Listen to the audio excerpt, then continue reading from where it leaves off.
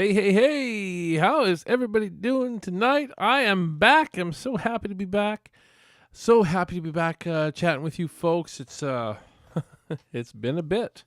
It has been a bit. How are you guys all doing? Let's see who's all in the chat already. Drayton Sawyer was first to the chat tonight. The buzz is back. Well, it's coming. It's coming.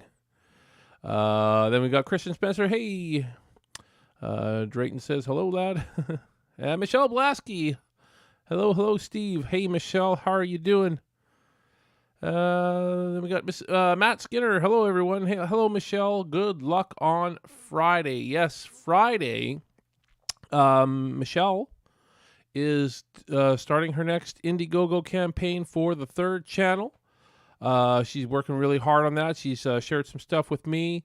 I'm always happy to give some feedback. So go make sure you check that out. The third channel. It's coming. It's coming. An unofficial Halloween 3 fan film, unofficial sequel. Go support them. Their Indiegogo drops on Friday. And I'll be sharing. Maybe I'll have Michelle on again at some point. You know. I see we've got our lead actor, Jordan O'Neill, in the chat. The beard's gone. Yes, the beard is gone. I had to finally get rid of that beard. I kept it all the way. I'm like, should I shave it before I go to Texas or should I wait till the end, you know? And I waited till the end, but had to shave it. Thank you for tuning in, Jordan. Jordan was awesome to work with, by the way. I mean, I was very lucky to work with everybody. We're gonna get into all that, but I do have more shout outs. I hope I'm not missing anybody that's in the chat. I don't think so. I think I said hello to everybody. Welcome back, says Drayton. Yes, glad to be back. It's I liked Texas, but but I don't know if I would want to live there. I don't know. I don't know. We'll see. Yes, I want to give my shout-outs to my regular shout-outs that I give to Breathless Beauties, Michelle of Breathless Beauties, Michelle A, that is. She is a wonderful person, makes these awesome horror-themed dolls. She also has a really awesome podcast called Sisters of the Strange. I've been a guest on that. I really love these horror-themed dolls. There's the Crow for you. And there's Leatherface. Hey, why not, eh? And also shout out to Michelle Blasky, who's doing the third channel, of course, Halloween 3 fan film. She does this interesting obscure art, and it's called Miss 44. I believe Miss 44 was also the name of a former punk band that she had. I don't know if she's still doing that band anymore. Oh, I'm getting lots of people from the movie in the chat tonight. Briley, Michael Bell, how are you doing, man? I miss you guys already. You know that, right? We Briley and I were, staying in the same house together and everything like that. So it's fair to say we got to know these guys. It was pretty cool. Hey Steve, how has filming been? Well, we're gonna get into that. We did film it. We filmed in Texas, like I promised. I definitely promised. Barely made it happen, probably, now that I look at it. But we'll get into all that and I've got some really cool BTS stuff I want to share with all you guys. Jordan says, Gene the Machine is in the building. Yes. Jordan and Briley were basically playing best friends in the movie. And the chemistry was awesome. Let's just say that. And our DP is just joined the chat as well. Mini reunion, Charlie Brady, our DP, awesome DP. Could never have asked for a better DP. It was a pleasure to work with you, sir, and all the cast and crew. Anyways, we're gonna reminisce a little bit. I'm sad that it's all over, and it's great to have some of you guys from the movie in the chat. Man, it was tough though. I'm gonna tell y'all guys all the good and all the bad because there were moments shooting this. There was times shooting this movie, and before even shooting this movie, that it was like, is this even are we gonna pull this off? because we got pretty ambitious. So I arrived in Texas on March 1st with Scotty Parkin. You guys probably saw Scotty posting a lot on social media. He was very active on Facebook during production. I was not. I was just so busy doing all the production stuff that I just couldn't, and there was just so much to do. Hey, we got Bobby High and John from Doomsday Crypt as well in there. What did the Canadian crowd find most unique about Texas while there? Ooh, that's well, you might have to ask some of them, but me, most unique about Texas for me, probably the barbecue. We had lots of barbecue while we were there. I never had so much barbecue. I've had barbecue before. It's not quite the same here in Canada as it is there. Hey, Steve, buddy, incredibly happy for you. Hey, thank you, John. Thank you so much. Thank you all for tuning in.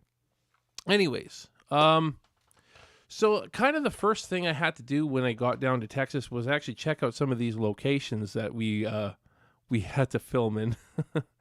We were staying in Bastrop, and hey, there's Christine Alverson. We were staying at Christine's place. There's about 9 of us, I think, 8 or 9 of us staying at Christine's place. Thank you again, Christine, for your wonderful hospitality. It was awesome. And John from the Behind the Fiends has joined as well. We're getting a lot of you guys excited to have me back, I guess. Excited to have me back. I guess it's been over a month, I think, since my last live stream. Anyways, getting back to this. So we go to check out some of these locations. We went to check out the nearest one first, which was in Page, Texas. Now, I'd seen pictures and stuff like that of the interior and a little bit of the exterior, and we knew we wanted this location to be certain locations in the movie. And I get there, and it's like, there's a few things. It was a great location. It actually did a lot more for us than we had initially thought. But you get there, and it's like, how do we make this part work and how make this part work? And then we get to some of the other locations that we had to drive north about an hour to Bartlett to check out some of these other locations. And we had, Grandpa's house, and well, it was really buried in the woods, and so we had to do a lot of tree trimming. Any of you guys remember doing all the tree trimming that we did? Morgan Welburn, hey, thank you for joining in. Glad you guys are all tuning in. But yeah, if any of you guys that were part of the tree trimming in Bartlett, remember that. That was fun. And we did it though. And actually that location, we barely got that in time. And oddly enough, we barely used it in the movie. Because there was, again, you see we got in some photos here and there, and then when you're actually there, it's like, okay, how do we use this? So I won't go into specific details, but needless to say, we had to be careful. We had to be very careful. And there was like poison ivy vines and stuff. We had to cut. It was not safe. This was not a safe location. Then we go to the other location in Bartlett, and these are abandoned houses.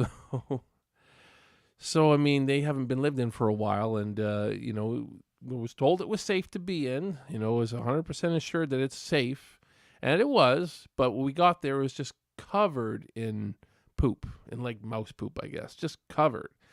And we're all kind of looking at it like, we're gonna film in this, We had obstacles. Oh boy, I'm getting lost here.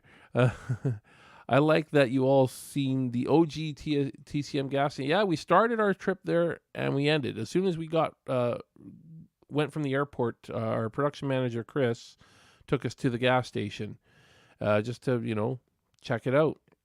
It wasn't open at the time. And then the day before we left, we actually had barbecue there. Barbecue everywhere, man. Michelle is asking, did Leatherface trim some trees? A little bit. I don't think he ever used a chainsaw for that. I think he did help a little bit though, trimming the trees. I mean, a lot of people helped. A lot of people helped trimming the trees. Yeah, Charlie Brady saying no power anywhere. Yes, we were using generators and it was tough. It was tough, and that's when we were actually filming. But getting to these locations, checking them out and seeing how are we gonna film in these locations. I wish that I could have gone down to Texas like 2 or 3 months ago just to scout, just to location scout. Unfortunately, I couldn't do that. Again, budget, guys. It is a budget. At the end of the day, we shot this film for just over $28,000, which actually took us a tad over budget. Looking at the numbers, I'm not as over budget as I thought I was going to be, though. There was a time looking at all the costs we had, I thought, boy, oh boy, we're going to be running into the red. But no, I managed to be pretty on budget for the most part. But some of you might say 28,000. That's a fair chunk of money for an indie film. It really isn't, and it really isn't considering. It's really not a lot of money when you consider the fact that I'm a Canadian producer and I'm going to Texas to do this, and I had to account for all that travel and the accommodations and we're lucky. Most of the accommodations and stuff we actually got for free, but there were some accommodations we did have to pay for. But thank you again, Christine Alverson, for your lovely accommodations. But yeah, I mean that in itself made it very, very tough. And that was definitely a strain on the budget. I mean, I always kind of knew it was a little bit of a risk to shoot it in Texas, but I really, really, really wanted to film it in Texas. It really meant the world to me to film it in Texas. I'm just so glad that we were able to make that happen. Morgan's asking, when will your film be released? I mean, I'm hoping by the fall, but I mean, we just have to play one step at a time, and hope we can get there as fast as we can with the post production. I don't plan on doing reshoots. I'll say that much. What we've got is what we've got. We're gonna shoot the movie with, we're gonna edit the movie with what we've got. But we'll be making some announcements. Hey, you may have noticed I got this poster hanging up here. I know it's not fully in frame, but you can see it a little bit. Thank you to Joseph Feminella. This is another person that gave services for free for printing this up and a lot of other stuff up that we needed, pictures and posters and whatnot, all this kind of stuff that we needed for the film. Thank you, Joseph, of what's his company called again? Sign and Banner Texas, or I think something like that. I'm bad now. I forgot the name of it. Texas Sign and Banner, something like that. Sorry, guys. My mind is all over the place when it comes to some of these things, but he was a good guy. He was a good guy. He helped us out, that's for sure. From what Scotty posted, the barbecue was worth any he had to spend. Yeah, but you know what? I was a little barbecued out, a little bit. Pizzaed out too. We had pizza a lot, and it was I probably wouldn't be pizzaed out if we weren't always ordering Domino's. I guess Domino's is popular down there. I'm not really a fan of Domino's pizza, to be honest with you. But that seemed to be the go-to, and I wasn't going to argue. I definitely was not going to argue. People wanted Domino's. Whatever made everybody happy, but I would have preferred almost anything else when it came to pizza. Let's just see what else people are saying. John from Behind the Fiends. It's not a lot of money, especially with the the inflation in the U.S. right now, but also all that overheard and hurdles you had to get out there. Yes, and let's not forget that we probably shot there when the gas prices not the cheapest either, and that took a bit of a toll. We had a fair amount of traveling to do. We had to travel to Bartlett most days. That's about an hour from Bastrop, and depending on where people were coming from, it was a bit of a travel. And then for the basement stuff, we had to travel 2 hours towards Houston. It was a lot. So ultimately the gas bill, it ran up a little bit. It ran up, and ultimately I got some help here and there, but that was just another thing. There was many things going against us going into this production. I had to really think about the locations and how to shoot them. My shot list was changing before we were even shooting anything, and ultimately the shot list kind of got tossed. I'm not gonna lie, I've never had to do that before. I've never had to toss my shot list, and I had no time to really come up with new ones. I was just thankful that Charlie was such a good DP that he could, kind of see the best way to get these shots for the most part, and get what we needed. Because man, it was not easy. I've never done that before. I've never tossed a shot list, but going into the production, we had these location issues. Our caterer quit on us, I believe, 2 or 3 days before production started. So, thank you to Chris for taking that on. That was not easy. We were doing it on a budget. So that made it even that much harder. Hey, and it looks like our stunt coordinator just joined us, Jim Stovall. Thank you for making it, Jim. I'm glad you were able to do that. Jim was awesome. Jim was another awesome person to work with. He kind of joined in last minute. We ended up having 2 different stunt coordinators. We had one in Wharton as well, and that was Ronald Mercado, who mostly got him as a cam op. He actually shot the original footage for our teaser trailer that we posted last year, about a year ago. So thank you both, Jim and Ronald, for doing an awesome job with the stunt coordinating. Couldn't have done that. We couldn't have done some of that stuff without your guys' advice and help putting that kind of stuff together. It really worked out well. But you're, God, John, but you're ready for some poutine when you get back up north. I've had some poutine already. Yes. Costco poutine, which is actually some of my favorites. I'm getting a million messages from people all of a sudden.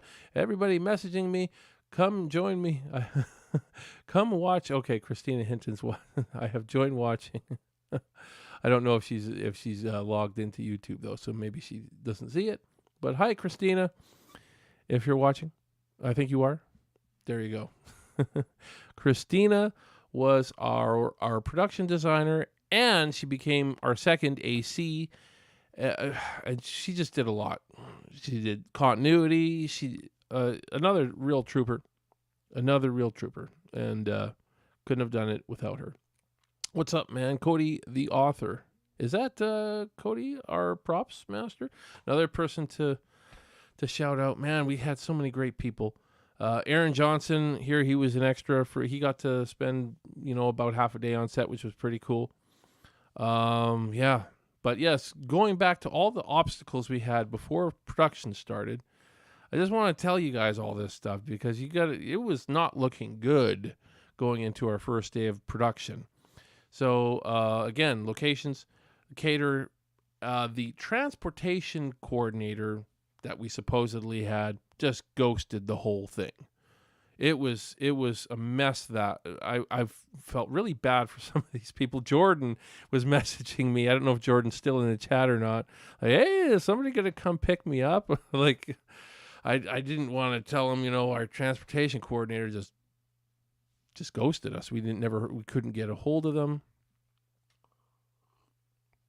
Some of the picture vehicles that we had booked ghosted us as well. Plus, I love Texas barbecue. Plus, we were supposed to originally get 3 vehicles from one person. That ended up being 1. It went down to 2, but then when we got there to pick them up, which I should have known, you don't do that. Get them on a trailer. we went down to shuttle to pick these two vehicles up. I get in this one really old 1950s vehicle. I can't remember exactly what it was, but it was really old. It was 50. I'd never driven a car like that before.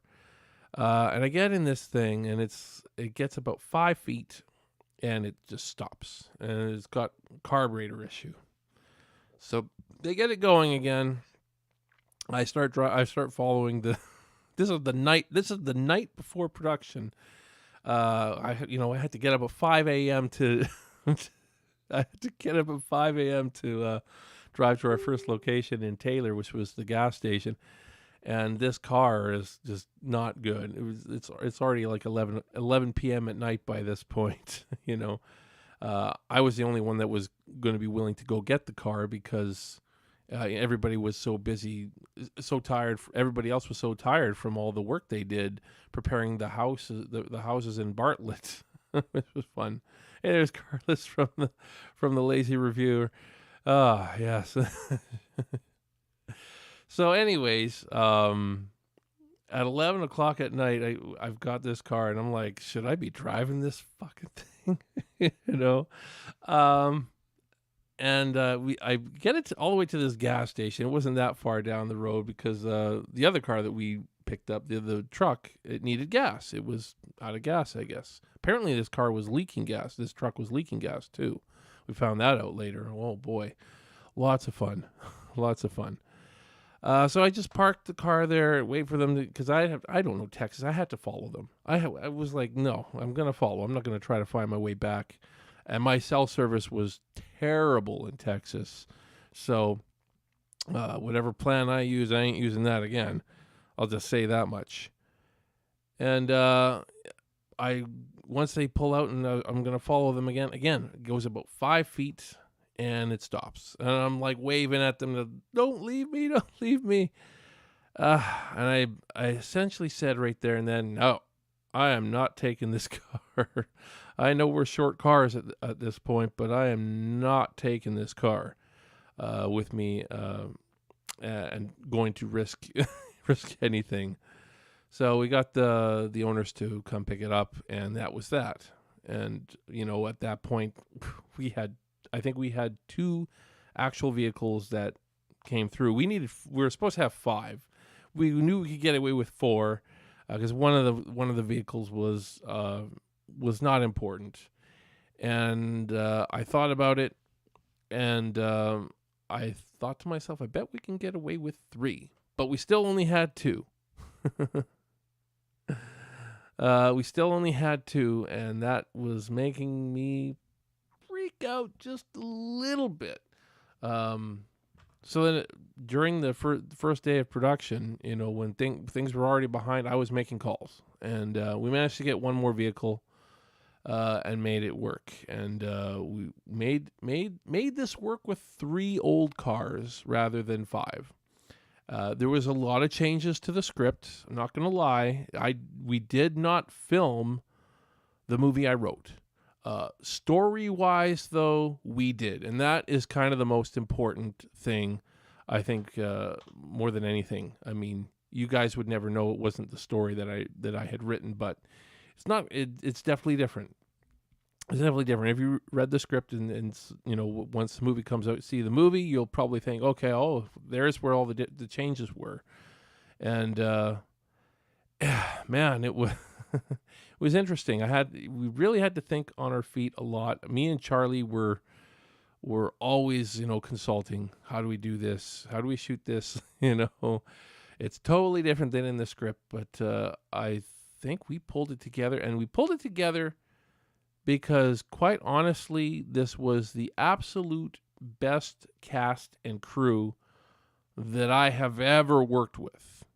If one person was off, we probably wouldn't have a movie. If one person was not up to par, we probably wouldn't. This movie wouldn't have been finished.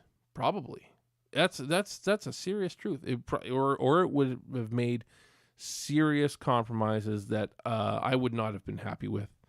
And ultimately, can I say that? Am I going to say that this filmmaking experience went exactly the way I wanted? Of course not.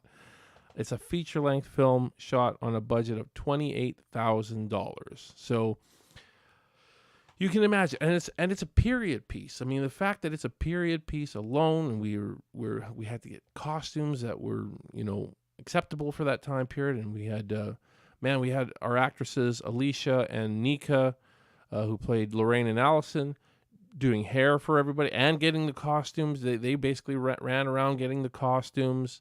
We had Cody there, got all those authentic antiques for the film that we needed. We had Christina Hinton. Oh, there she is right now in the chat. Christina Hinton, really going over all the props needed, making sure that we had what we needed per scene, including her tooth. Including her tooth, which I believe we used in 2 scenes. Double down on the tooth. It's an authentic tooth. Christina, thank you so much for that tooth. I mean, I'm missing people in the chat now, aren't I? Joe from Fankoria Faithful, who did our poster, by the way, the original poster. Hey, Steve, good to see you. Excuse me. Good to see you back in one piece. Hope everyone else was also lucky. Hello, all. Hope everyone's doing great. Yes, everybody made it in one piece. A little tired. Some more than others, probably. I don't know. I was pretty tired. I'm getting old, though. I'm getting old, 10 years ago, this probably would have been a piece of cake. But now it's like, oh, I'm getting old. But it's great to see so many people from the cast and crew in the chat tonight. Thank you guys all. And my goal is to get all of you at some point actually on this show to talk about everything. Hear your perspectives. Was I an asshole, or was I just, a pain in the ass? Was I an asshole or just a pain in the ass? You guys can go into deep detail on how much you hated working with me, how disorganized I probably looked like I was during, which honestly, in a sense, I kind of was, because again, it was we were dealing with a lot of things going against us, and that can happen. We had bad weather too. That was another thing that really kind of made things tough for us. We had bad weather.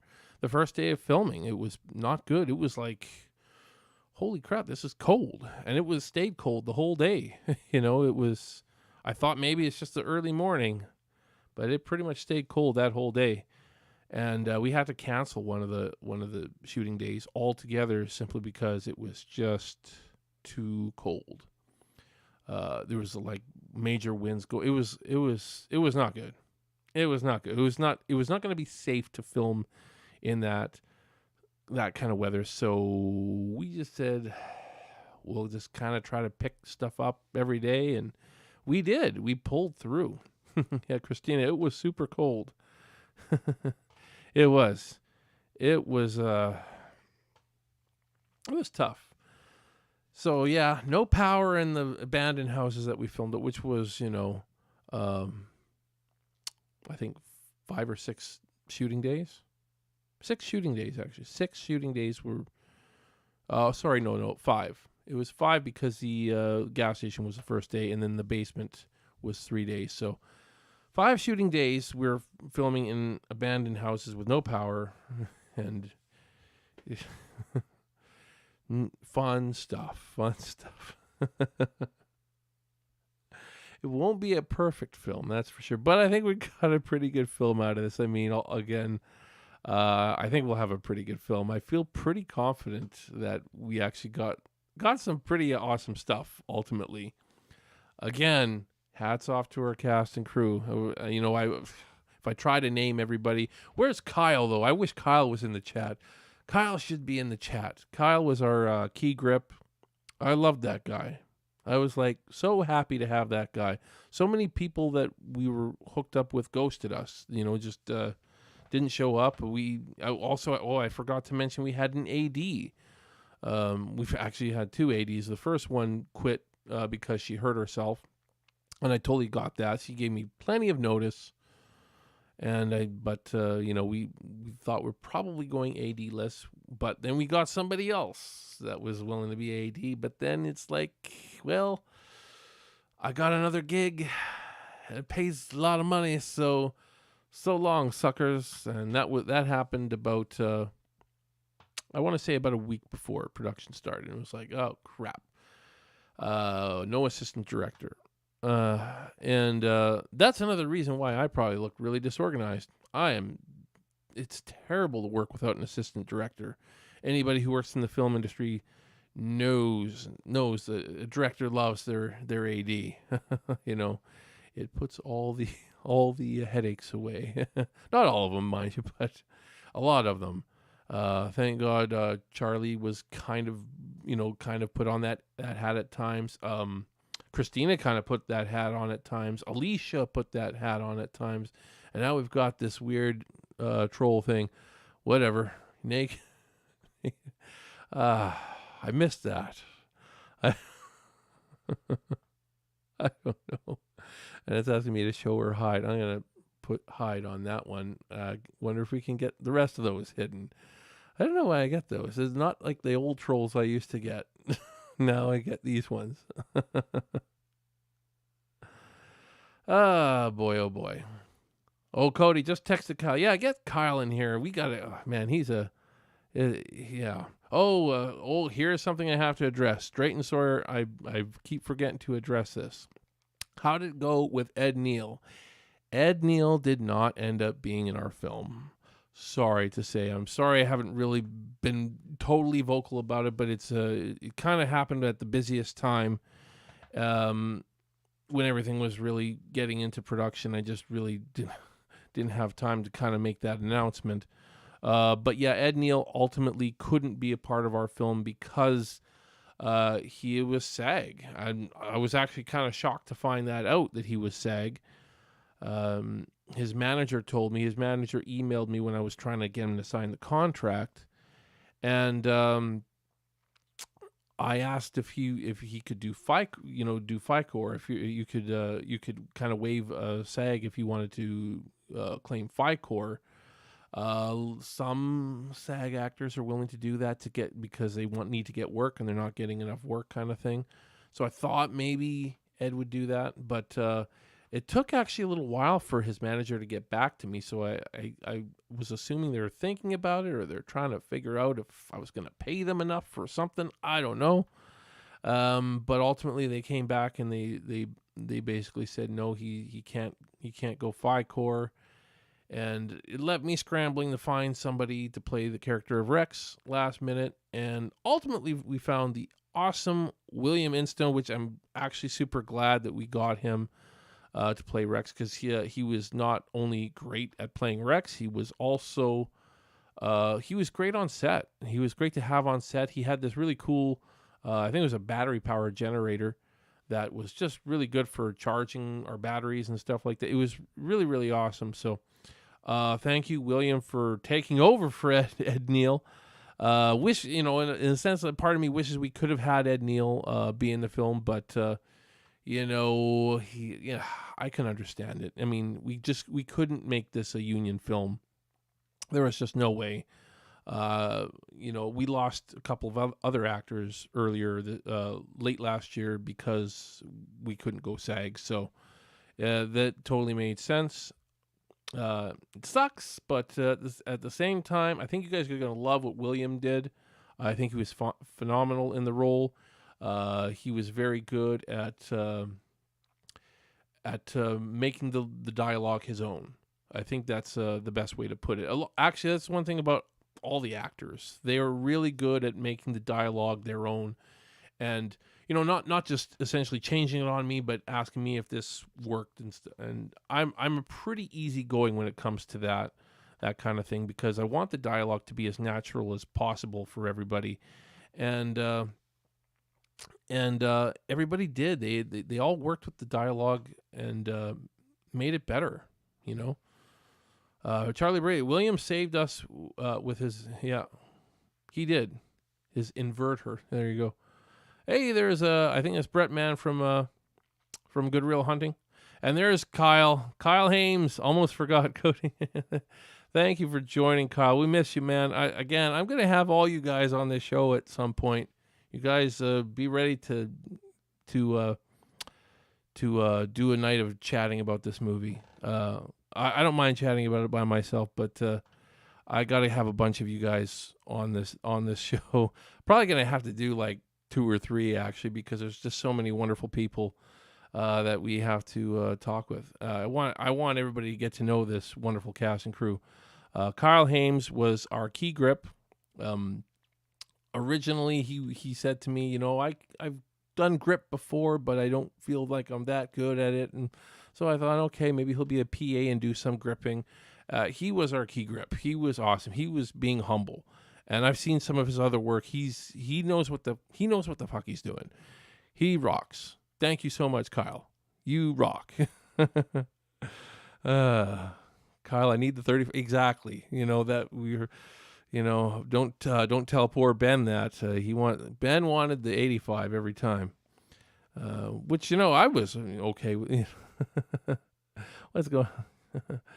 I had to accept your comment there, Jordan. Kyle, I'm not gonna lie, I'm losing my shit again. YouTube doesn't like those words, I guess. Even though you've started all out. Or has it started like that? Maybe YouTube started it all out. I'm not sure. There's another person I've got to mention. Ben Marchie Hilton, who was our sound capture. Man, that guy was in the zone.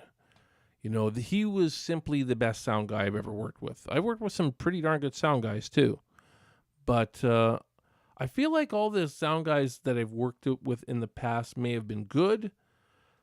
May have known what the heck they're doing, but maybe didn't care quite as much, if you know what I mean.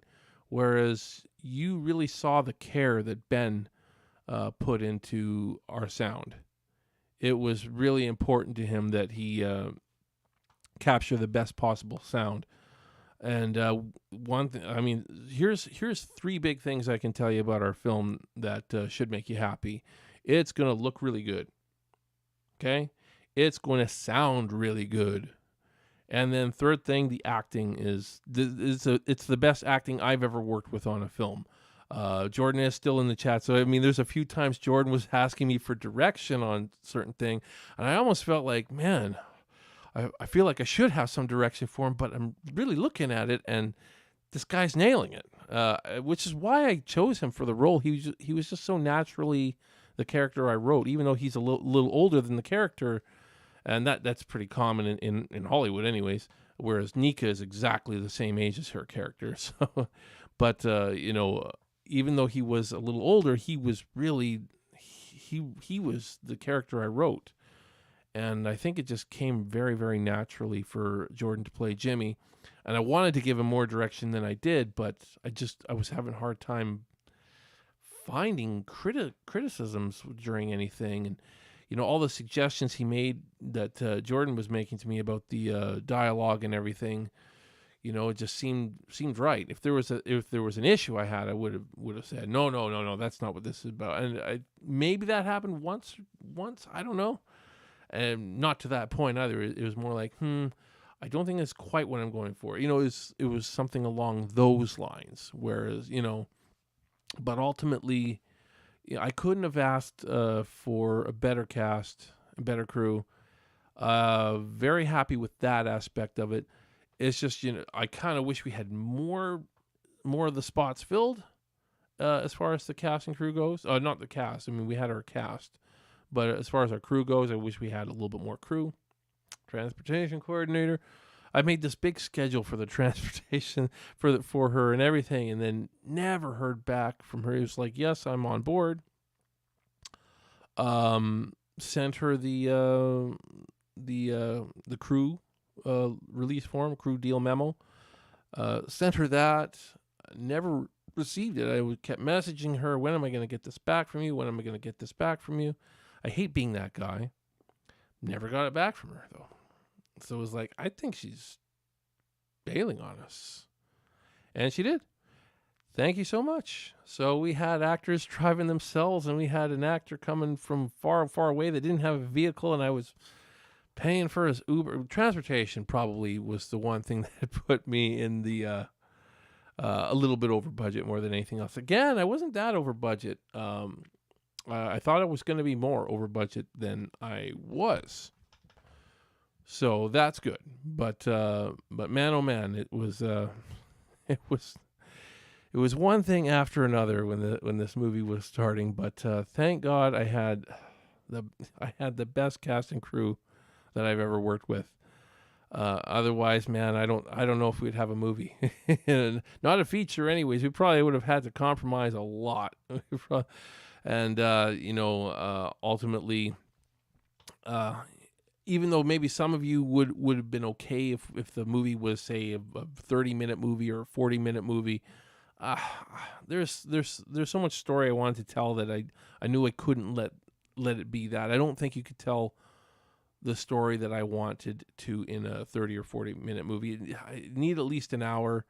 I think that we've probably got an hour and 20 minutes. We'll see. I think that's what I'm predicting. I'm going to say it's an 80-minute movie if I'm predicting it. Who knows? It could be longer. It could be even shorter. Who knows? I mean, we did cut some stuff out. We did cut a couple. We cut one scene completely out, and we changed a bunch of scenes. Some of them I think for the better. Some of them I definitely think for the better.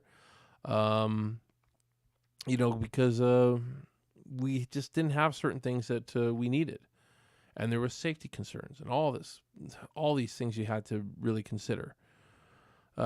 Jim, our stunt coordinator, says best takeaway: there may have been holes missing for the crew, but the others all stepped up to fill those holes. Damn right. That's all I can say. Yeah, I mean, yeah, there were a lot of holes, but we did fill them. Yeah, we did fill them. I definitely wish I had an AD and maybe a line producer.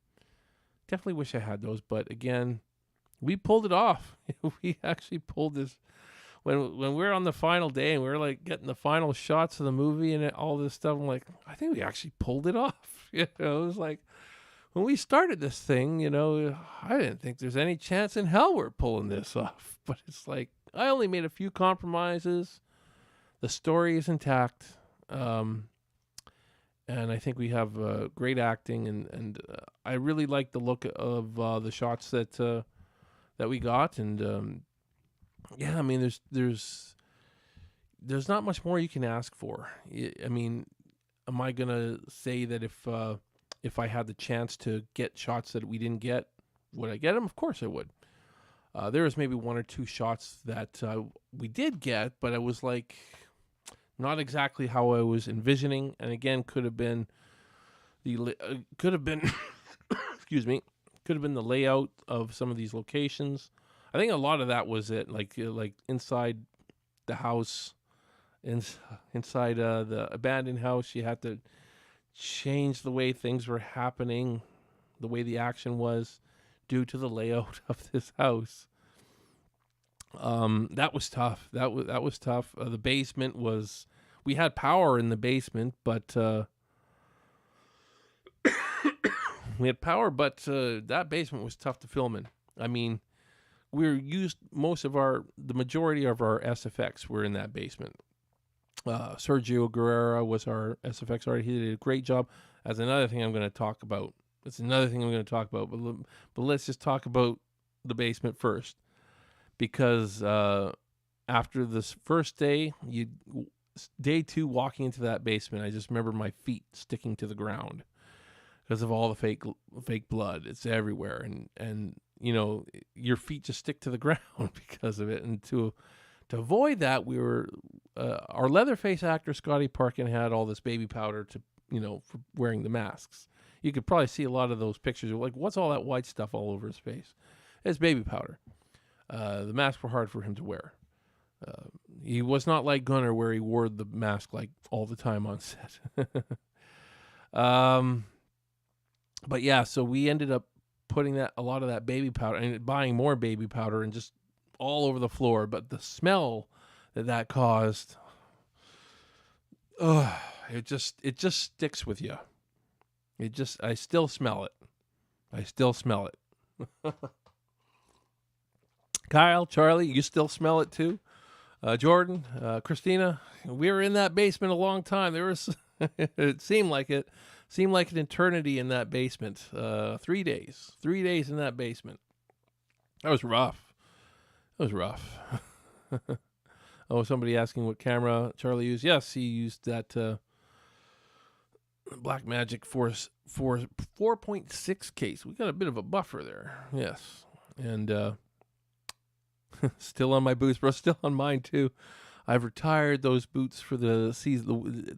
They were my winter boots. I'm actually glad I brought my winter boots down to Texas because I had a feeling I was going to need to have those boots rather than shoes, and I'm very glad I did. Be smelling baby powder for a lifetime, says Christina. Good times. Good times. Okay. I got to have you all on my show. I got to have you all on the show next time. Next time. Who wants to be on the next show? We'll do it next week sometime.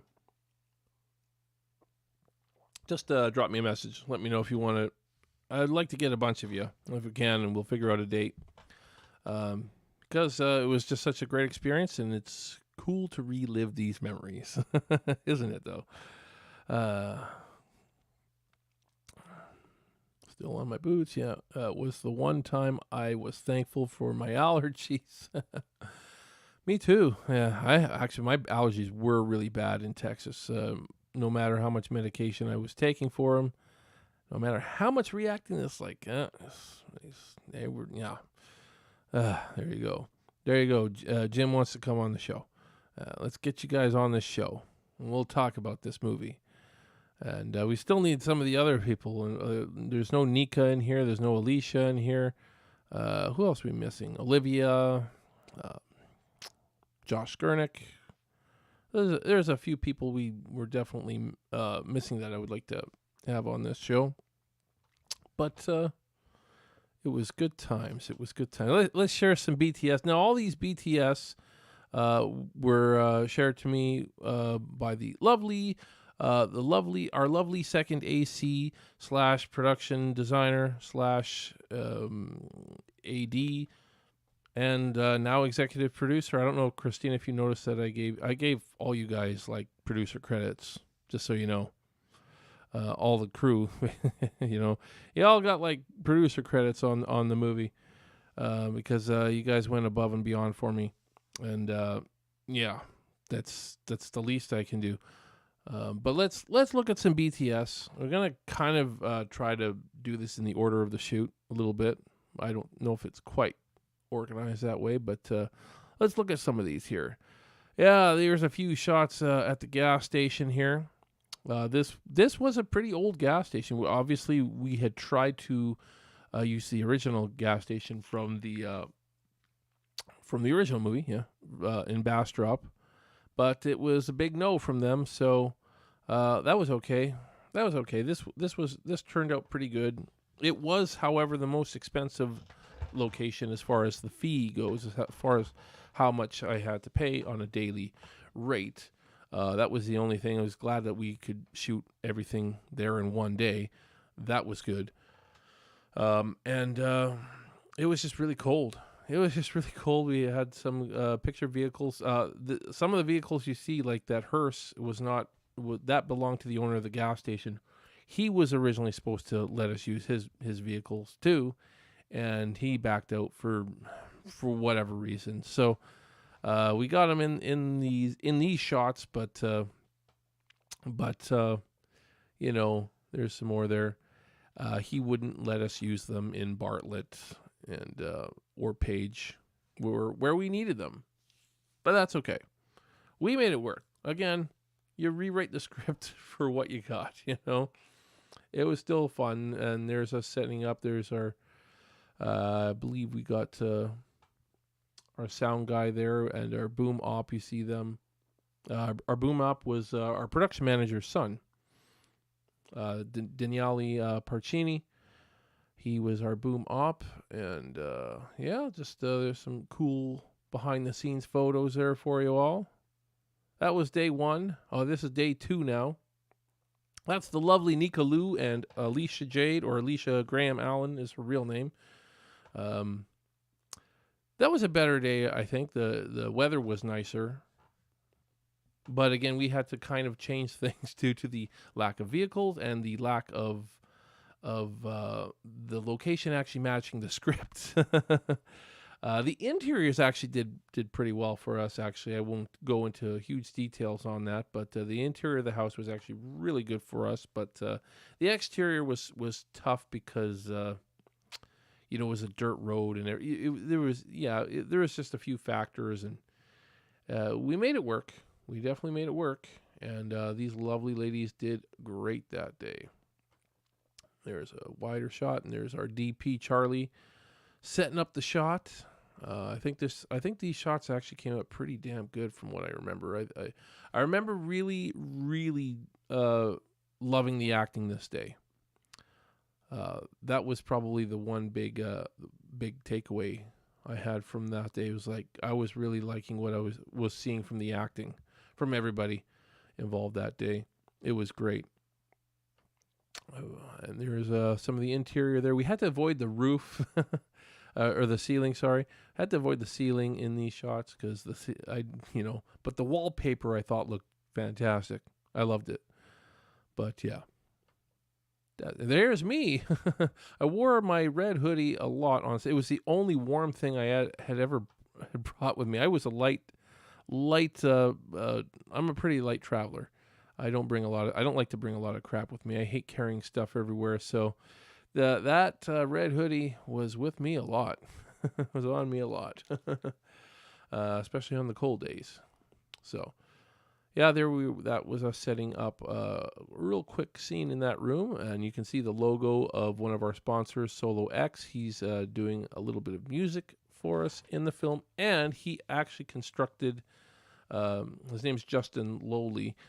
He actually constructed the basement for us to make it look like it was a really old, disgusting basement. Turned out pretty good, I will say. There's Charlie lining up a shot. I think that's Kyle in the foreground there. Looks like Kyle from here. Definitely got to be Kyle. Yeah, Kyle, that's you, right? And just more interiors. I like the interiors of this place because every room had a different look, so it gave us lots of options. That was kind of that's my New Zealand ass, says Kyle. That's great. Yes, Kyle is from New Zealand, if you didn't know.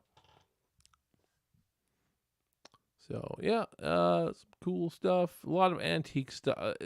That's what made these places so cool. Is you got a lot of authentic time period stuff with everything. There's a look on the monitor of the dining room area, kitchen / dining room area. Very cool. Very cool. Oh, now we're into day 3, and we're heading into the Bartlett house. That staircase. Charlie and Kyle, do you remember trying to get that bed frame up this staircase? Well, that was fun, right? Fun times. And we couldn't get it up. We got the smaller piece up, but we couldn't get the big piece up because it was just too damn narrow. And we had a fun time. We had a different way of getting it up. And it worked. Wish we did that from the start. The vulture, yes, the turkey buzzard we had in this house. Yeah. So there you go. Hey, there's a monitor with the wonderful Jordan Fortes on who played Brant. He was great. He was great in this film. All the acting was great. I mean, I was surprised actually because. With Jordan, I didn't really know how good he was going to be. I was actually surprised. He was actually, I thought, no acting required that day. No acting required for any of this, really. No. What is Joe saying? Just wanted to say, that's it. Been a true honor to join you all on this journey. Can't wait to see it put together. Congrats to all of you. For me, it's been a true pleasure. Thank you, Steve, for letting me join you. Of course, man. Your work on the logo and the poster it's what can I say? And now you have to now we're gonna just get you to put the actual house in it, and then so we don't have the Canadian house in the poster. Change that up, and then we're good. All that wonderful stuff. Sounds like you had quite the adventure. Oh, definitely did. Definitely did. Oh, this was the upstairs of the house, I believe. Yes. So this was in Bartlett. This was abandoned house that you could actually go in. Just so you guys know. The other abandoned house, no, you couldn't go in it. You tried going in it, you'd probably die. It was rough. So there's Charlie, our sound guy, and who is? I think that's Jim. Jim, our stunt coordinator, in the doorway there, in the back. So there you go. No Kyle in that picture. Where's Kyle? Where's Kyle? There's Grandpa. There's Grandpa in his rocker, just chilling, and Charlie setting up a shot from the window. Man, we got some pretty cool shots like that. I've viewed them all and really happy with a lot of the shots, with all the shots that Charlie took. There is not a lot that I would say, man, I wish this was different or anything. There's definitely not a lot. But Grandpa, he was a last minute cast as well. We cast him maybe a week before, and I kind of felt bad for him because he was driving a ways, and there's one day we were canceling certain scenes, and that was one of his scenes, and he drove all the way down to Bartlett for his scene, just for me to tell him that he's got to go back home. He was just very, very understanding about that. Real nice guy. His name's Les Best, and he did a fantastic job as Grandpa. I think you guys are going to like what he did. Played the role really. Obviously, he's not quite old enough to really play Grandpa because Grandpa is supposed to be about 115. I think we did a pretty good job, hiding his face for the most part, and capturing maybe certain aspects of it in certain lighting that made him look older than he actually was. Because I think Les is only about. I'm gonna guess he's about 75. I could be wrong on that. 70 to 75. Great actor to work with, though. He did fantastic. He did fantastic. I think you guys are gonna like Grandpa. Hey, Nona Chan is in the chat as well. There you go. No, it's okay. You're late. It's okay. You can always catch the replay. You're only an hour late. Not even an hour late. So there you go. Who knows how long we're going to be going through all this stuff. But yeah, that's Grandpa. And there's Charlie in the back. I don't see anybody else in the back behind him. Yeah. And Christina obviously took this photo. Christina took all these photos. Christina rocked. And I'm only sharing certain ones that I can share. There's our sound department there. That's Ben and Denali. And there's a window with a sheet on it with blood on it. What does that mean? Well, it means something, but you'll have to watch the movie. Les the Best. I like that. And that's his name, Les Best. Les Best. Oh, there's Alicia in distress. She had quite the night in that upstairs, as I recall. That was fun times.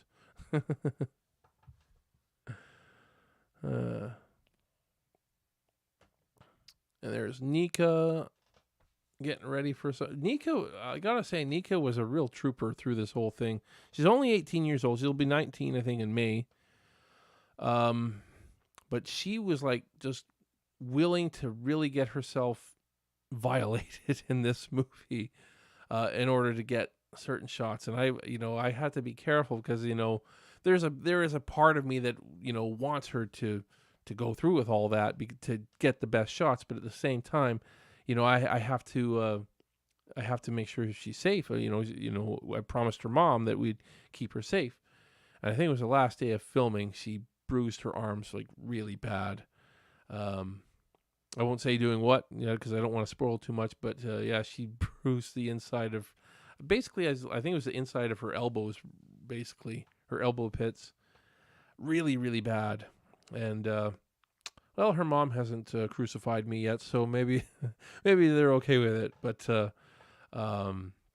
Nika was really in the zone with this movie. I think you guys are really gonna like what Nika brings forward in this movie. She was she was very interesting to work with. And then there's Charlie and I think Kyle and Ben. I think that's who we got there. Can't see well enough. I need glasses now. It's definitely Ben and Charlie. Yeah, is that Kyle? Kyle, is that you? Are you still there? Anyways, moving on.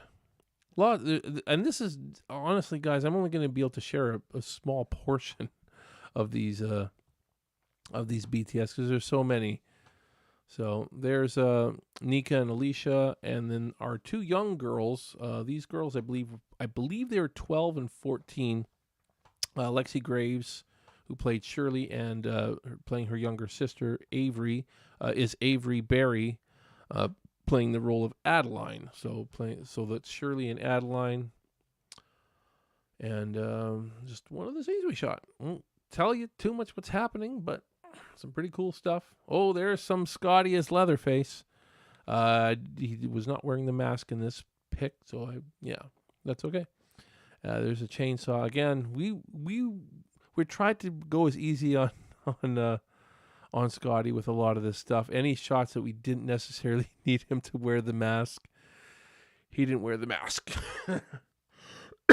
Excuse me, guys. Still got this weird cough after all this time. It's an allergy cough. Not COVID, that's for sure.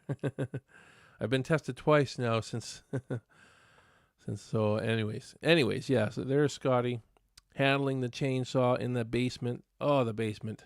Just look at all that blood everywhere. You can even see it on the ground, on the floor. It's like, it just got everywhere. It got over the table. There's a table vise we use. That vise was fantastic.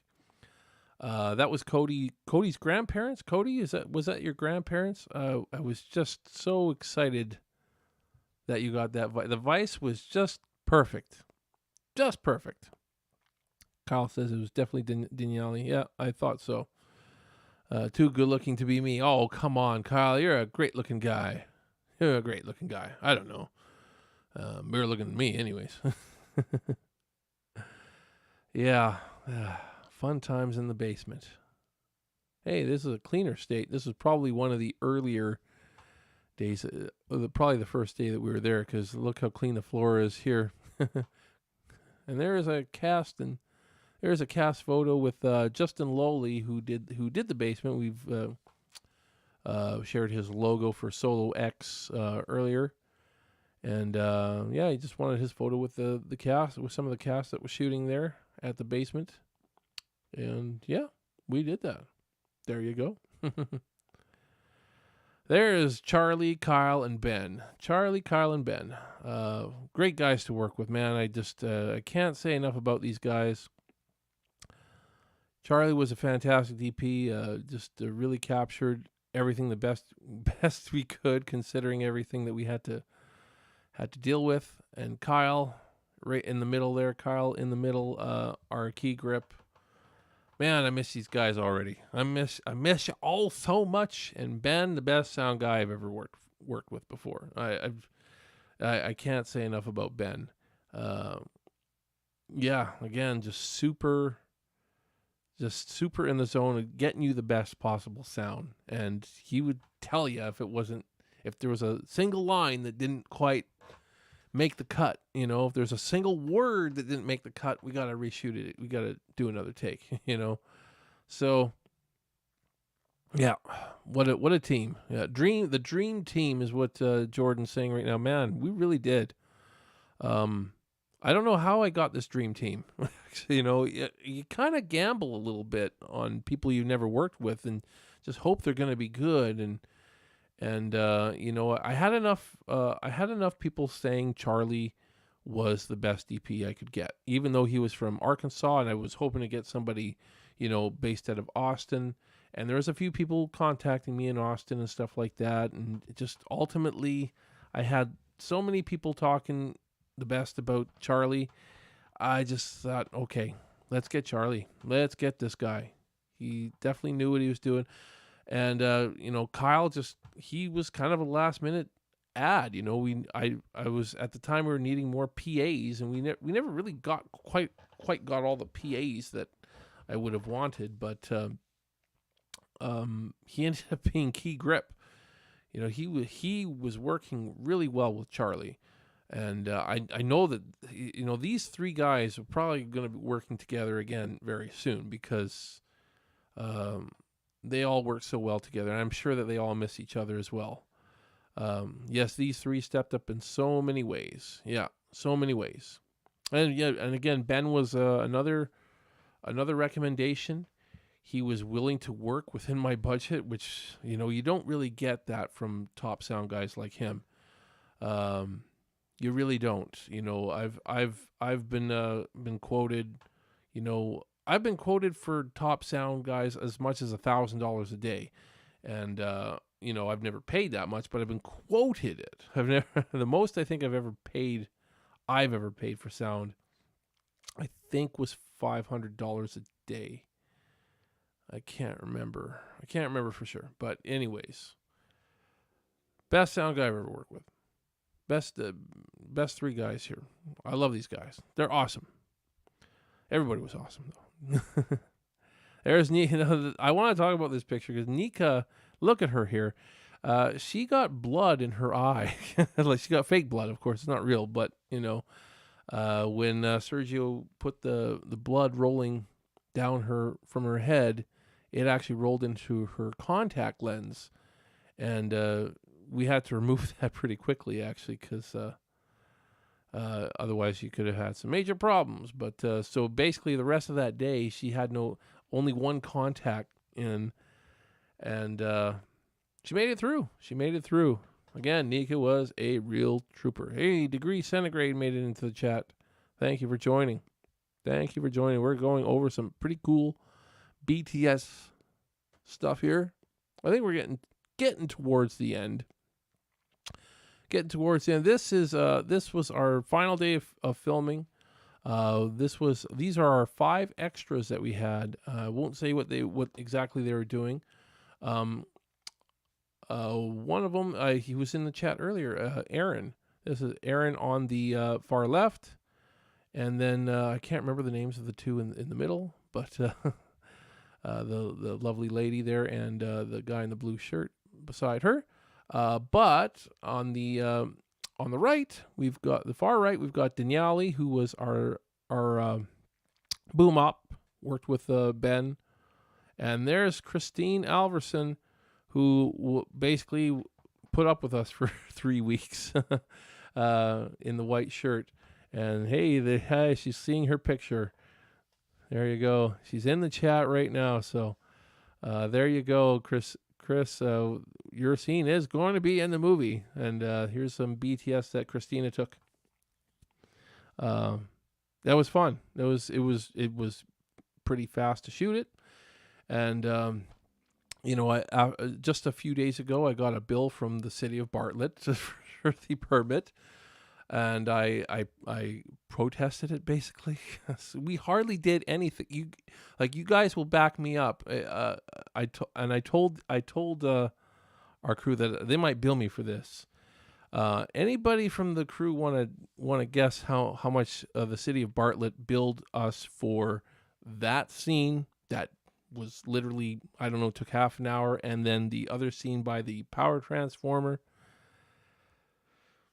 I was pretty upset getting this. That's a great picture at City Hall. Yeah, that was City Hall in Bartlett. It was a Saturday too. Saturday or Sunday? It was one or the other. I think it was Saturday. So I mean, everything was closed. We caused no disruption. I'm complaining about it though.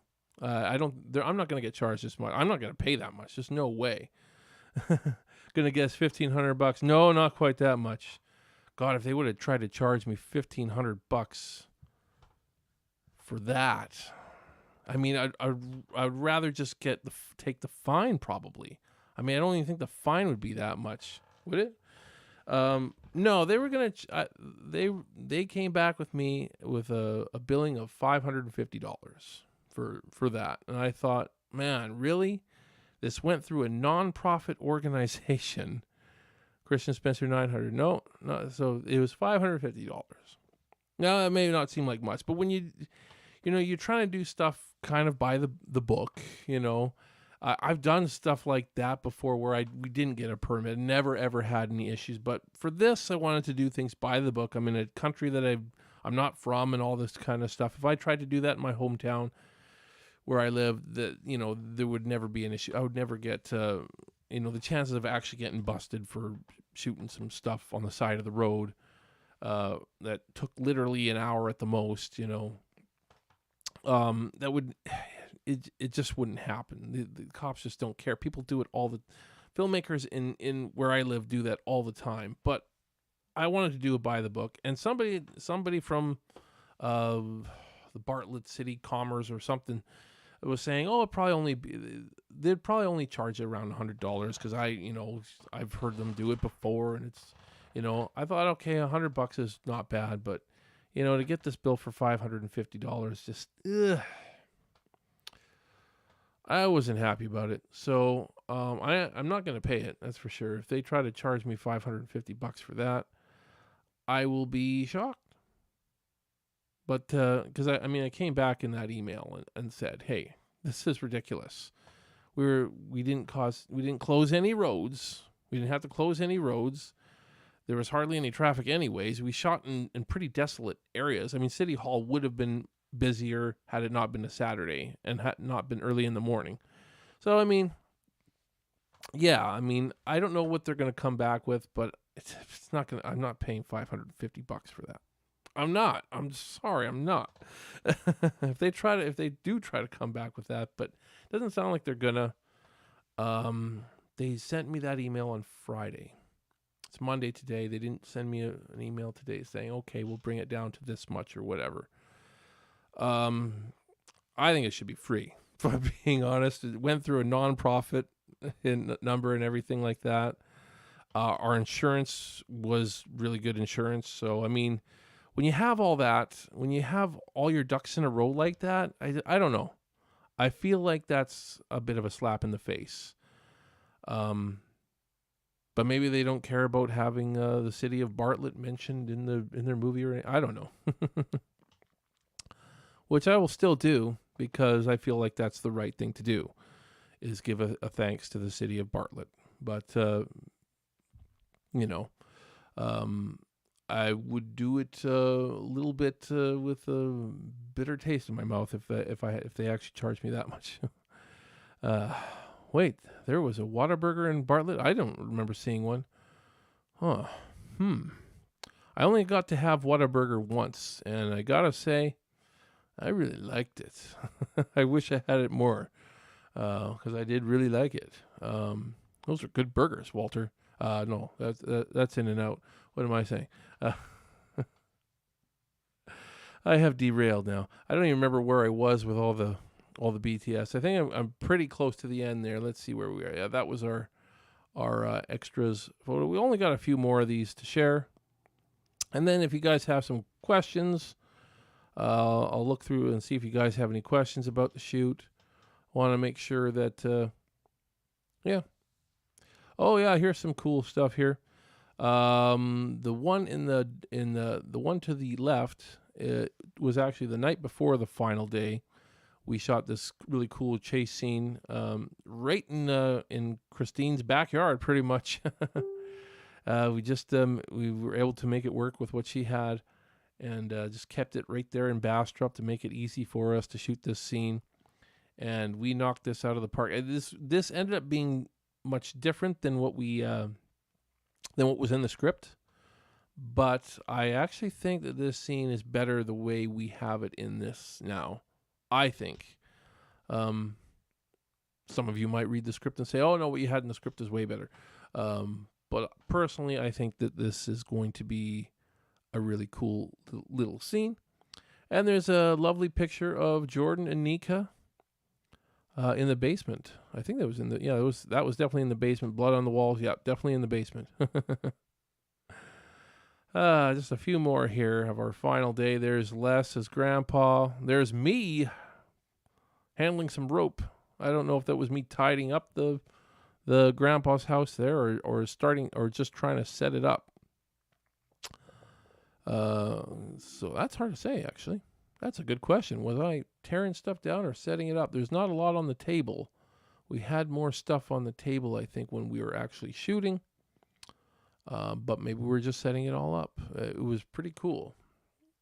It was a tough scene to shoot. It took us about 4 hours to shoot this one scene here. And we got it, though. We ended up getting it. And there's some of that scene taking place. Grandpa's in his rocking chair. It was a lot of fun. I love this scene, actually. I think it's going to turn out really well. And so we got, you can see Jordan O'Neill there. See Les Best as Grandpa. And that's William Instone as Rex. So he's the guy that took over for Ed Neal. And William Instone is quite the filmmaker himself as well. He's the guy that did Butcher's Bluff, if you may or may not have heard of.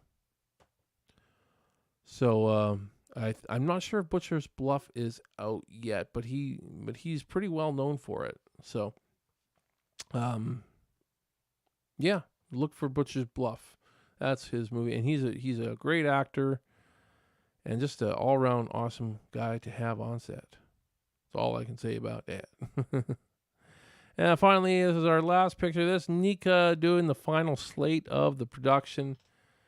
It was a hell of a production. And we made it, though. We made it. And you can see Scotty in the background. I don't know who else is with him back there. I don't know if that's Kyle or maybe that's me. I don't know. So I remember I was giving him direction. It could have been me, but from here I can't tell. Who knows? Looks like the same table in my dining room. Oh, there you go. Yeah, it was. If you have an old table, that's probably same kind. I think I used to have a table like that in one of the old houses I lived in as well. But yeah, that's it. Okay. There are way more of these behind the scenes pictures. But, I didn't want to be sharing a million freaking BTS with you guys tonight. But give you guys a good taste, Obviously, I'm trying to not spoil Leatherface too much for you guys yet. I know some of you may be like, when are we going to see more of Leatherface? I've teased a little bit here and there. I don't want to give too much away, though. So when you see our first official teaser, which, hopefully that'll be ready in about a month or so from now. When you see that, you don't expect to see Leatherface in full. Again, you might get a little tease, but don't expect to see the full mask or anything, any full masks. We had multiple masks again for Leatherface, but yeah. Let's see if anybody has any questions about any of the production stuff. Whether if you guys have questions about anything, obviously this was a tough filming experience. It was kind of a much different thing for me because the last couple filming experiences that I had were actually quite smooth as far as me being a director, where I could follow my shot list to a T. And this I couldn't. I've never had to toss out my shot list completely like I did with this movie. Very different for me. I kind of felt naked without my shot list. I almost felt like I made those shot lists for nothing to a point. I mean, at the same time, they were still a bit of a guideline, but I've never not utilized a shot list like I did with this film. It was so tough to do it, though. Other than the first day of filming, when we filmed at the gas station, that was probably the most I used a shot list. And, all the other locations were just so different. I think I tried using my shot list on day 2. And after the first couple shots, I was like, well, this is just so much different. Oh, yeah. Aaron got to see one of the masks. I'm not sure which one you saw, but he says the mask looked fantastic. And just remember, we still have one available. One is going to be available, is still available on our Indiegogo.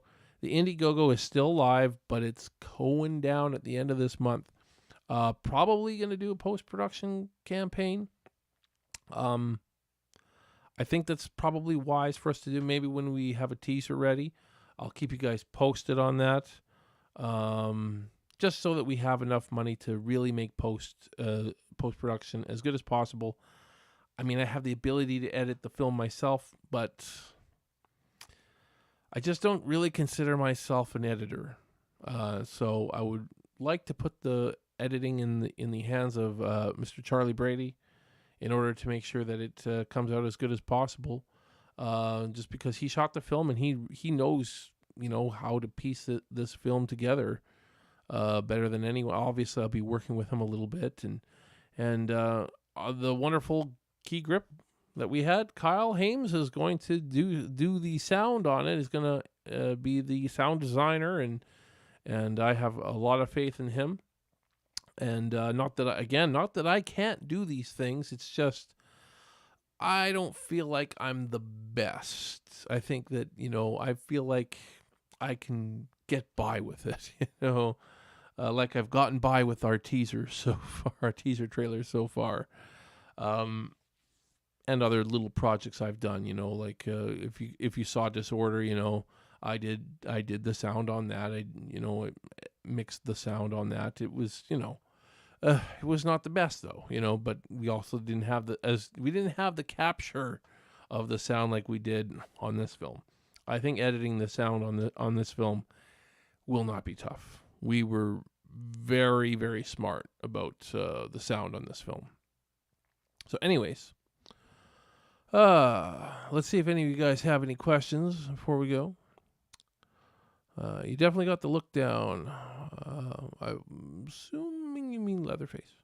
I think we got a very, as far as Leatherface goes, I think we honored the original very, very well without copying the original. So that goes with the masks and a little bit his overall costume. He's wearing a similar shirt, but it's not the same shirt, but it's kind of a similar feel, and we dirtied it. Excuse me. We how we thought we should have done it. It definitely wasn't exactly like what you saw in the original.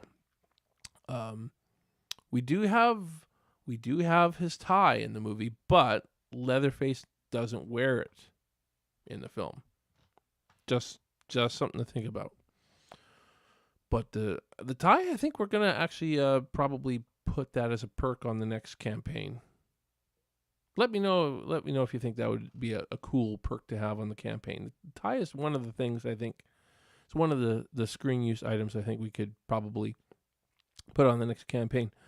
Was there a scene that stood out to you on the day in comparison to how you imagined it?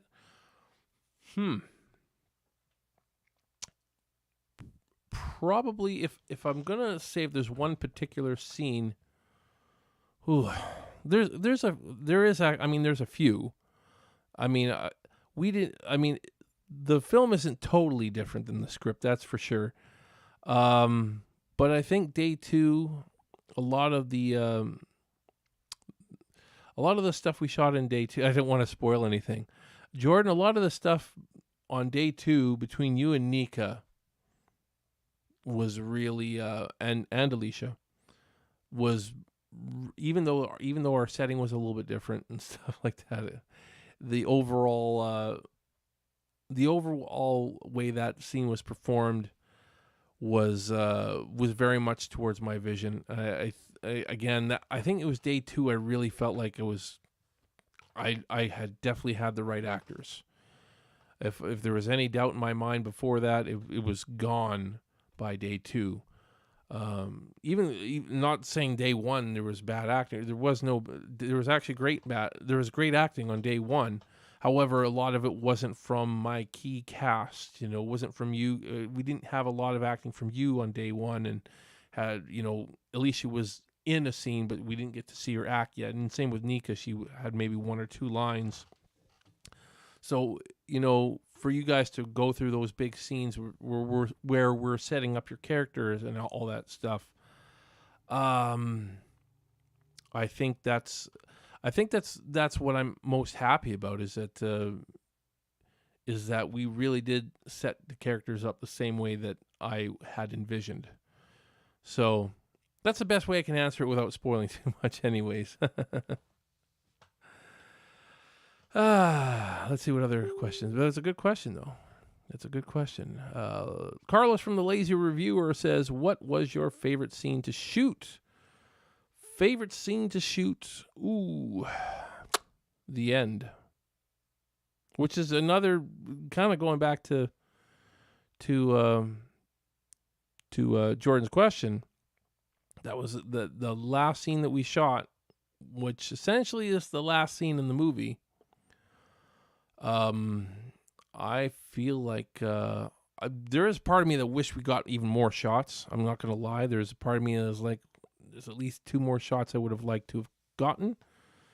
But it's there. It's definitely we got enough. I just like, boy, I wish we could have got 1 or 2 more shots. Anyways, Bailey Harrington is awesome. Hey, is that who that is? Have Cheetah will view. Bailey Harrington was awesome. But yeah, the final scene of the movie was probably my favorite to shoot for 2 reasons. Reason number 1, the acting between Jordan and Nika was spot on. And then I knew we were finished. It's like I knew we made it. It's like I knew that we made it. And there was one shot of Nika, which as soon as we got it, I said that's the final shot of the movie right there. It wasn't the final thing we had to shoot, but I knew it was the final shot of the movie. And I said that to everybody around me. That right there is the final shot of the film. And I won't spoil it for you, but that moment, I knew we captured it. We captured what I needed to capture. The most imperative thing that we captured was right there in this one shot. Because it said everything I needed it to say. It said everything I needed it to say. Without saying anything, too. That's the trick, is how do you say something without saying anything? And you guys are going to have to wait and watch the movie to find out. Bobby, hi. You had me at tie perk. Steve, you had me at tie perk. Well, I'm not going to post it on this campaign. I still got to figure out how much to charge for it. I can't, unfortunately, have... the only person I can have sign it other than myself is probably Scotty. But it's screen used. But Scotty never wore it.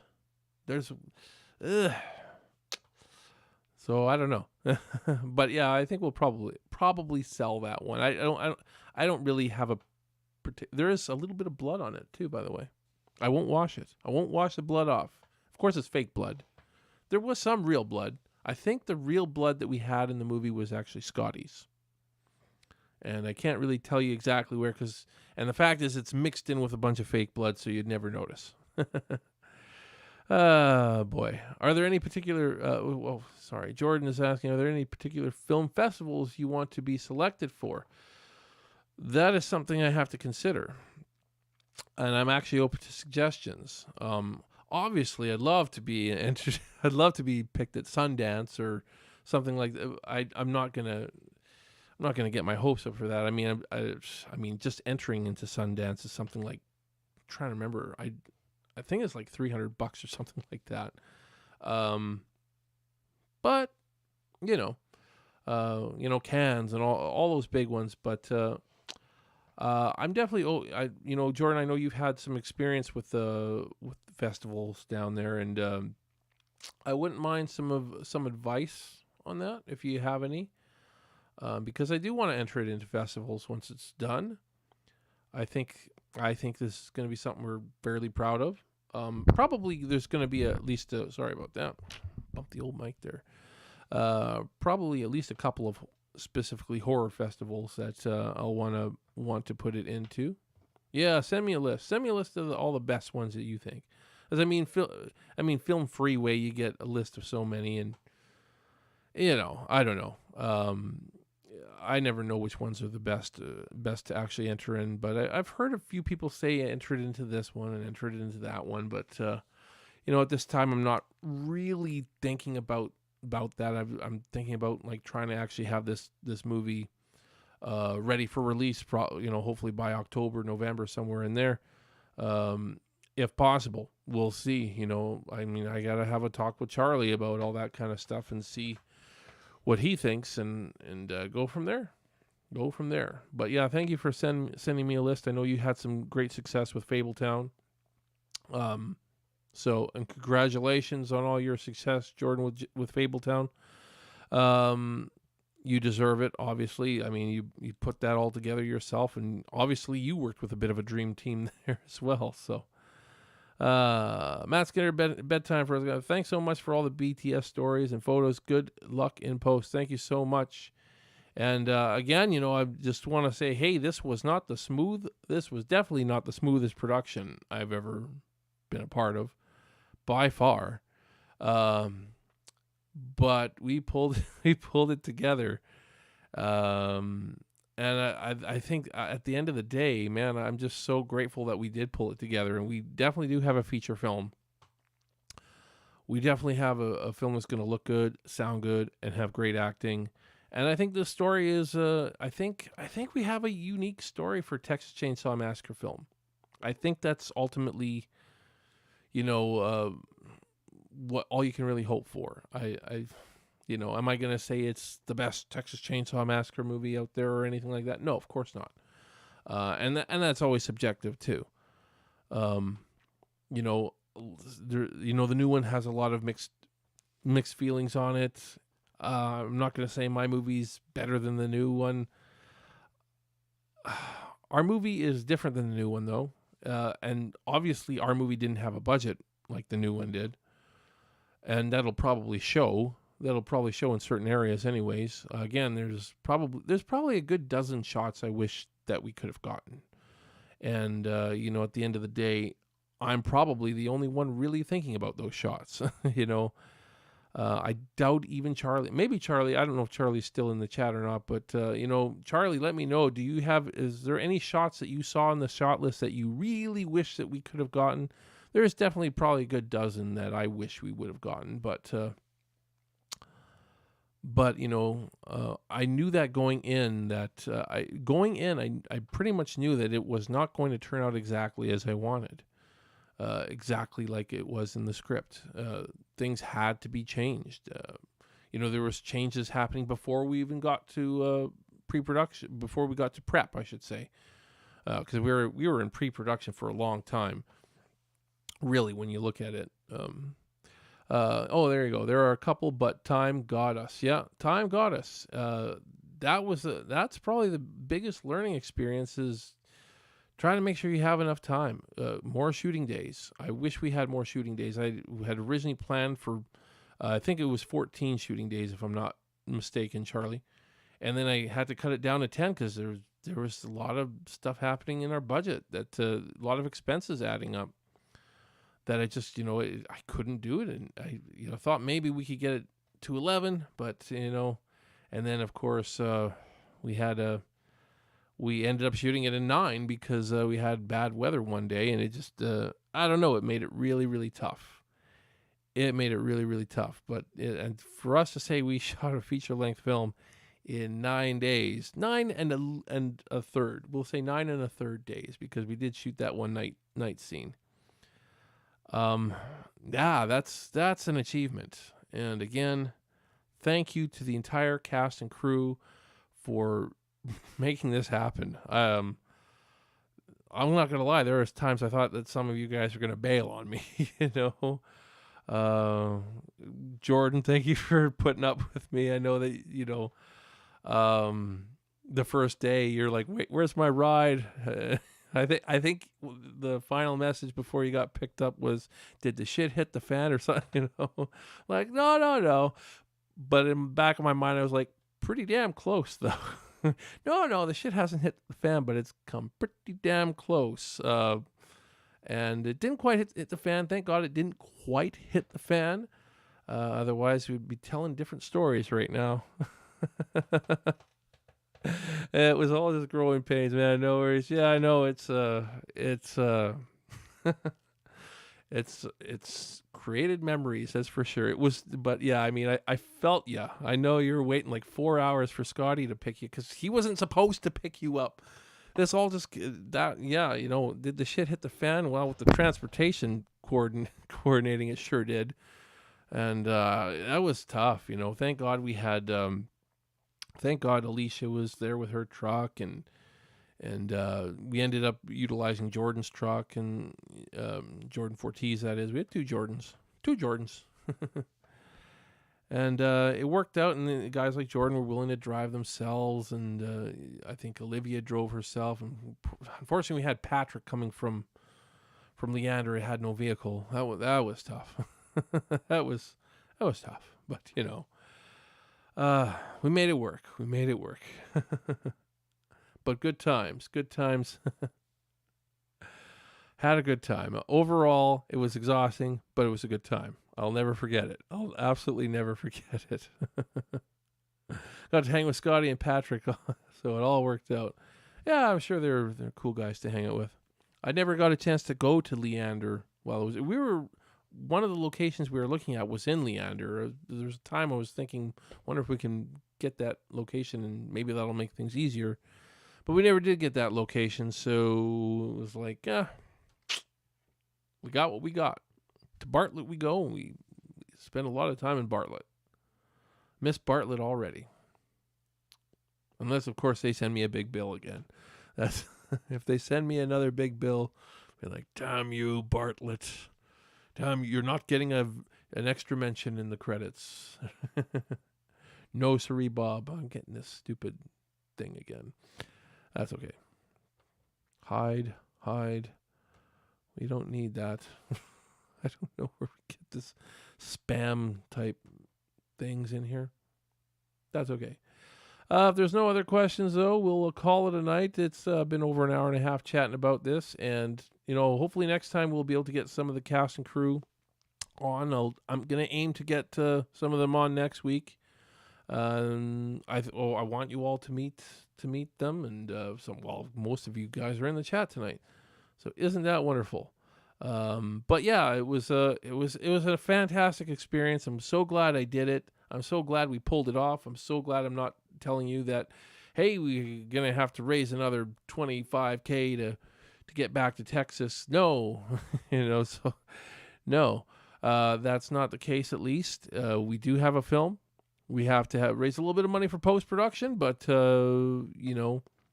again, we don't necessarily have to raise money for post-production. I want to, so that it's not me doing post. I don't want me to do it. I will do it if I have to, but I don't want me to do it. And we'll probably we're going to look into another a post-production campaign very soon. I'm just going to work on having a teaser for the next little bit here, and then I'll keep you guys posted. But our current Indiegogo will be up until Thursday at midnight, I believe. Thursday at midnight. So if you want to jump on any of the perks, one last chance. You got till Thursday night, till March 31st at midnight Pacific time to get on that and get your perk while you can, because then it's going to be closed, and then you'll have to wait for another one, and prices will probably go up on that one, and some of the stuff won't be available anymore, and blah, blah, blah, blee, blee, blee. I did, what is Jordan saying here? I did just do an interview with Indie Rundown Podcast. Didn't give anything away because I figure they'll want to interview a lot of us and you once there's a trailer. That sounds good to me. I've been in touch with those guys before, so that'll be cool. Thank you, Steve, for letting me be in the group chat. Oh, of course, I mean, letting you. I'm honored to have you in the group chat. I'm honored to have all you guys in the group chat tonight. Miss you guys already. Sorry, my lighting sucks here today. That's okay. Another time. I wasn't prepared to do this show again. my kid ran all the batteries out in my lights. Now, I got no lights. So that's why I look like crap tonight. Man, I look like crap tonight. Okay, whatever, right? But yeah, honored to have all you guys join the chat tonight. And next time, we'll get some of you on the show and get you guys to actually kind of talk about your experience with it in person. Again, was I an asshole or just a bit of a jackass to be around or a pain in the ass to be around, whatever. And yeah, I'm sure I was a little both. But I hope I wasn't the worst person you've ever worked with. I really hope that you won't. I hope I wasn't that guy. I really hope I wasn't. I tried my darndest to not be that guy. But if I was, hey, nobody's perfect. But having talked to Christina a little bit, I have a feeling I'm not that. I'll let her talk. Again, we won't mention any names. Won't mention any names. But thank you all. It's been wonderful doing this show again. Next time, hopefully with better lighting on my face. And yeah, that's good. All right, guys, until next time, we'll see you next week. I'll let you guys know when we're going to do this show next week and go from there. Have yourselves a good night. See ya.